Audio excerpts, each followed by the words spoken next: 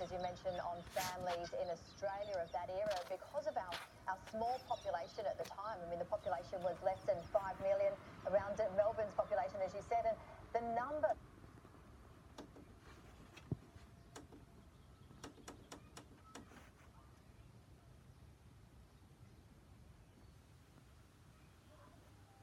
Reporting, 60,000 people attend, we all go, gee, that's a lot of people. But that's how many people we had killed in the First World War. And then what's not often understood is another 60,000 died within 10 years of returning to Australia. Such was the impact on our country.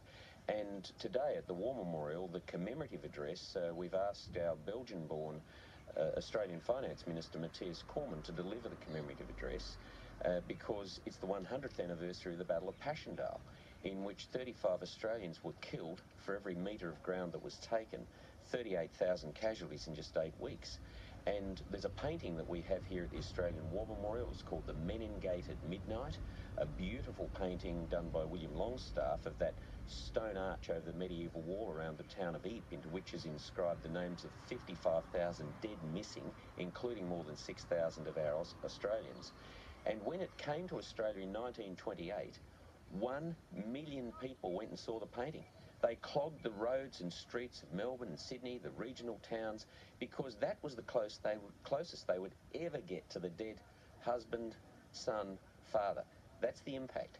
So here we are, nearly 100 years on, and we just need to reflect on the fact that we are free people. We saw some imagery of some people, in my opinion, abusing those freedoms last night in protesting against Tony Abbott's sister.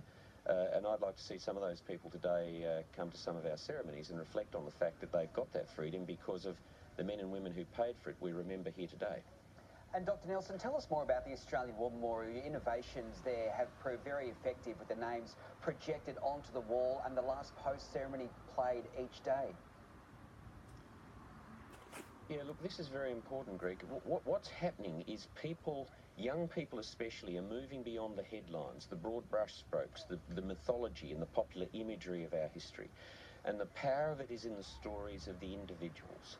So every night from dusk to dawn, we project the names of each one of those 62,000 Australians killed in the First World War. The letters are a metre high. We have people standing out here at 1, 2, 3 o'clock in the morning waiting for a name to come up. And then at 5 to 5 every night, we have a last post ceremony. We sing the national anthem. We remind people of the origin of this institution, the vision of its founder. A piper and a bugler come out of the tomb of the unknown Australian soldier together, and we lay wreaths. And then a uniformed member of our services today reads the story of just one of them. The odes recited, the last post played. We stream it live on our website, Facebook TV, YouTube TV. We get about 5,000 viewers a night, and the emotion in it, 2 out of 3 of those stories that we tell, by the way, are requested by families.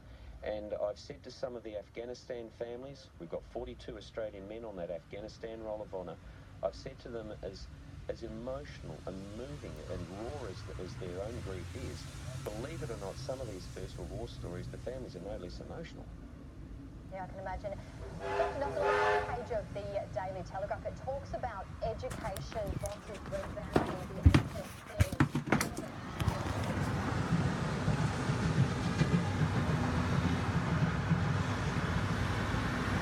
Toot toot! 100 years ago, we used to have steam engines as well, eh? This is absolutely critical. For example, when I applied for and then was told I was going to run the Australian War Memorial, one of my friends said to me, "Brendan, I can't believe you're doing that. You're wasting your life." He said, "You've got far more important things to do for Australia than rearrange its history." And I said, in part, this has much, much more to do with our future. Educating young Australians, and not so young, about the individual sacrifices made in our name, devotion to duty, devotion to our country. This is how we define ourselves as Australians.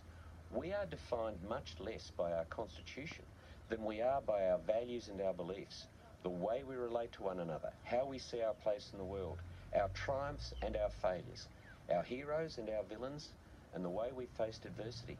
And for young Australians and new Australians, people who've chosen to be Australian, to not have a sense and an understanding of the people who made us who we are and gave us what we have is to fail and to give us ourselves a sense of cultural aimlessness and moral relativism.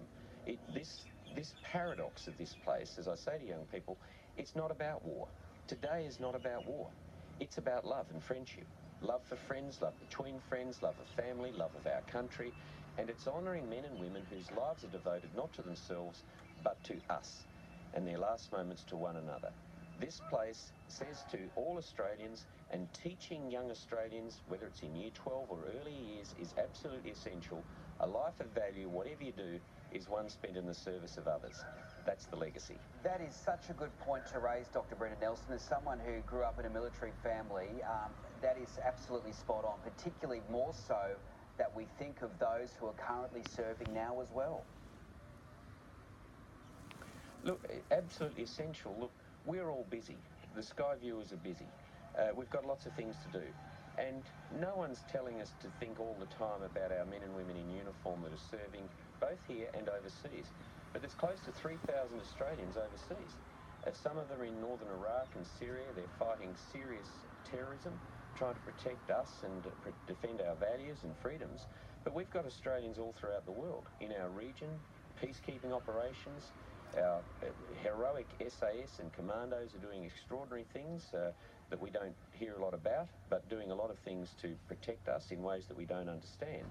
And I just say to Australians, as I say, it's in the first line of the national anthem. Australians all let us rejoice, for we are young and free. And we are free. And today is a day where just, even for a minute, just a single minute, just stop and reflect on the fact why we are free. There are people that are paying for that freedom with their youth, their health, and tragically, too often, their lives. Director of the Australian War Memorial, Dr. Brendan Nelson, thank you for joining us on Sky News. Nice to see you again, and looking forward to seeing the service underway at 10:30 local time. Thank you, Brendan. Thank you. Thanks, Greg. And of course, we will be having live coverage from 10:30 a.m. Eastern Time right here on Sky News.